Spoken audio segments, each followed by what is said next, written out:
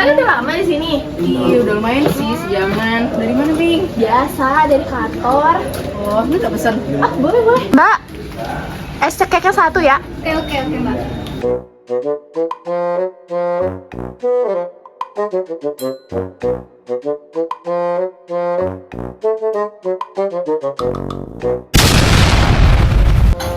Gila ya, pajak sekarang gede banget. Nggak habis pikir. Kalian juga gitu nggak sih? Kenapa tuh, Ping? Pajak sekarang gede banget. Potong gaji kita. Gajinya nggak seberapa, tapi potongannya gede banget. Aduh, kalian gitu juga nggak sih? Ya sih, memang zaman sekarang ya pajak tuh makin lama makin naik gak sih memang? Ya, nggak disangka. Iya. 2,000 years later. Kasih ya. Tumben, Mbak Una. Cemberut aja. Gimana ya? Ini toko udah kecil, pajak juga makin banyak. Terus dapat untungnya dari mana sih, Mbak? Pajak lagi. Kan emang ngaruh banget pajak tuh. Tapi setahu aku, di dalam pajak itu emang ada beberapa teori sih. Kayaknya yang pertama itu teori asuransi, di mana negara ini emang diibaratkan sebagai perusahaan asuransi, yang mana kita sebagai warga negaranya ini memberikan kompensasi dalam bentuk premi. Nah, premi itulah yang dimaksudkan sebagai pajak. Oh, kebetulan aku juga tahu tuh tentang teori kepentingan namanya.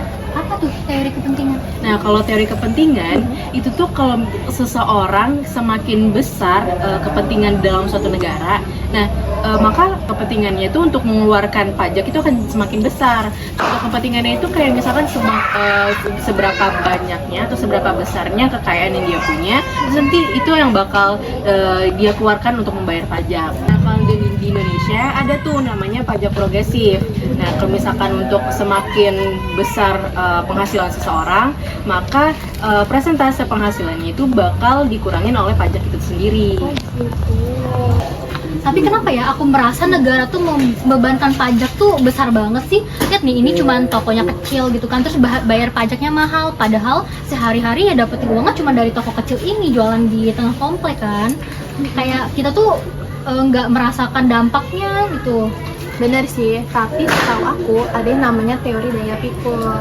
Teori daya pikul itu di mana wajib pajak seperti kita ini dipungut pajaknya sesuai dengan kekuatan kita masing-masing.